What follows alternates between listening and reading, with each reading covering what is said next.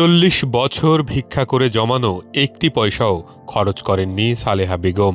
যেখানে যা পেয়েছেন খেয়ে না খেয়ে দিন কাটিয়েছেন। ভিক্ষা করে জমিয়েছিলেন 3 বস্তা টাকা। ভিক্ষে করে জমানো সেই টাকা রেখে অবশেষে পরপারে পাড়ি জমিয়েছেন সালেহা বেগম। শুক্রবার রাতে বগুড়া শহীদ জিয়াউর রহমান মেডিকেল কলেজ হাসপাতালে চিকিৎসাধীন অবস্থায় তার মৃত্যু হয়েছে।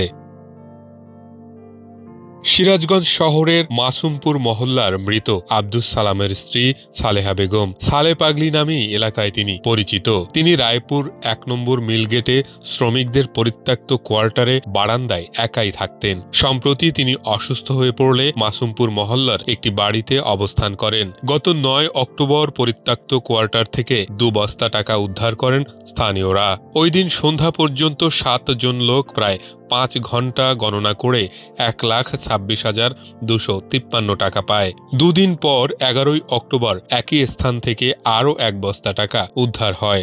গণনা করে সব মিলিয়ে প্রায় 1,74,000 টাকা পাওয়া যায়। স্থানীয়রা জানান, সালেহা বেগম মানুষের দ্বারে দ্বারে গিয়ে ভিক্ষা করে এসব টাকা সঞ্চয় করেছেন।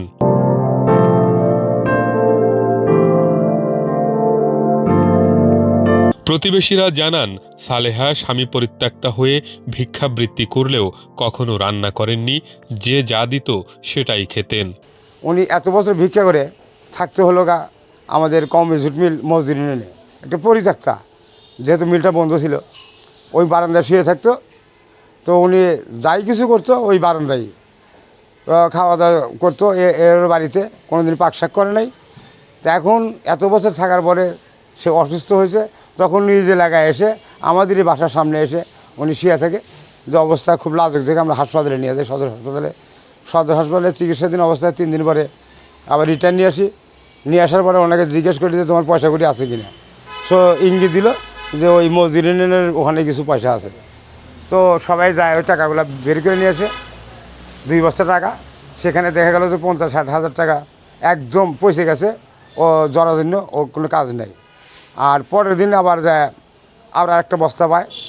এই 3 বস্তা টাকার মধ্যে দেখা গেল যে অন্যান্য জিনিসপাতি ছিল, সেখানে দেখা গেল যে 1,74,000 টাকা মূল ভালো টাকা। আর ওগুলো আমরা গোনা হয় নাই, একটা অনুমান 50-60 হাজার টাকা হবে। এটা একদম পরিত্যক্ত। মায়ের জমানো টাকা দিয়ে নিজের স্বামীর চিকিৎসা ও মানুষের মাঝে দান খয়রাত করতে চান একমাত্র মেয়ে। আমি এই টাকা হলে আমার স্বামীর চিকিৎসা নিয়ে কিছু টাকা রাখবো আর দান খয়রাত করবো। ফুসফুস ক্যান্সার হয়েছিল, হয়ে নিয়ে গেছিলাম, বগুড়া নিয়ে গেছিলাম। বগুড়া নিয়ে যায় চিকিৎসাপাতি করলাম, কিন্তু কাজ হলো না। তবে জমানো টাকা ইসলামী ফারাজ অনুযায়ী বন্টনের কথা বললেন স্থানীয় কাউন্সিলর। এই যাবতে বিগত কয়েকদিন 8 তারিখ থেকে আজকে 25 তারিখ, বিগত কয়েকদিনে শুধু চিকিৎসা বাবদ এবং পরীক্ষা নিরীক্ষা ওষুধ বাবদ যে খরচটা আছে তাতে আমাদের কাছ থেকে 25,200 টাকা খরচ হয়েছে। 25,200 এবং একটু যে কীভাবে খরচ হয় সব লেখা আছে।